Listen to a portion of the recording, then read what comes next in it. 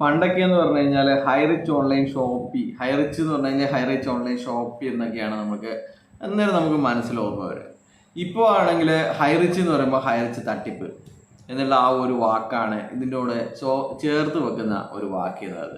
അപ്പോൾ ഇത് എല്ലാവരുടെയും മനസ്സിൽ പതിഞ്ഞൊരു രണ്ട് വാക്കുകളാണ് ഹൈറിച്ച് തട്ടിപ്പ്. അല്ല, ഇത് പറയുന്നത് കൊണ്ട് എന്നോട് ചൂടായിട്ടോ എന്നെ ചീത്ത വിളിച്ചിട്ടോ കാര്യമില്ല. ഇപ്പം എല്ലാവരും ഹൈറിച്ച് തട്ടിപ്പ് എന്ന് മാത്രമാണ്, അതൊരു അച്ചായി മാറിയിരിക്കുകയാണെന്നാണ് തോന്നുന്നത്. ഹൈറിച്ച് എന്ന് അടിക്കുമ്പോൾ ഓട്ടോമാറ്റിക്കായിട്ട് പൊന്തി വരുന്നത് ഹൈറിച്ച് തട്ടിപ്പ് എന്നാണ്.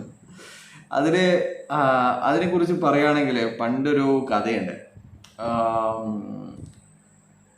അപ്പോൾ എതിരാളികൾ എന്നിട്ട് എനിക്ക് തോന്നുന്നു അത് മുസ്ലിം ലീഗിനെ കളിയാക്കിയിട്ട് പറയുന്നതാണ്. മുസ്ലിം ലീഗിൽ അവർ എപ്പോൾ പറയാന്ന് പറഞ്ഞു കഴിഞ്ഞാൽ DYFI ഗുണ്ടകൾ എന്നുള്ള ആ ഒരു വേർഡ് ആണ് അവർ ഉപയോഗിക്കാറ് തോന്നുന്നു. അപ്പോൾ DYFI ഗുണ്ടകൾ. അപ്പോൾ ഏതോ ഒരു അവസരത്തിൽ DYFI ഗുണ്ടകൾ എന്തോ ഒരു നല്ല കാര്യം ചെയ്തു എന്നുള്ള കാര്യം, DYFI എന്തോ നല്ല കാര്യം ചെയ്തു എന്നുള്ള കാര്യത്തിൽ അവർക്ക് ഈ അച്ച് കിട്ടുന്നില്ല. DYFI എന്തോ ചെയ്തു എന്നുള്ളത്. അപ്പോൾ ഇവരുടെ അച്ച് എന്ന് പറഞ്ഞു കഴിഞ്ഞാൽ ഒറ്റ അച്ചാണ്, DYFI ഗുണ്ടകൾ എന്നുള്ളൊരു അച്ച് മാത്രമേ ഇവർക്കുള്ളൂ.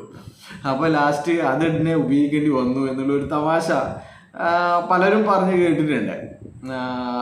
DYFI ഗുണ്ടകൾ എന്തോ ഒരു നല്ല കാര്യം ചെയ്തു അതിൻ്റെ. അപ്പോൾ അത് വായിക്കുമ്പോൾ മനസ്സിലാക്കും DYFI ഗുണ്ടകളോ, ഗുണ്ടകൾ ഇങ്ങനെയൊക്കെ ചെയ്യുമോ എന്നുള്ളത് ചിന്തിച്ചു പോകും.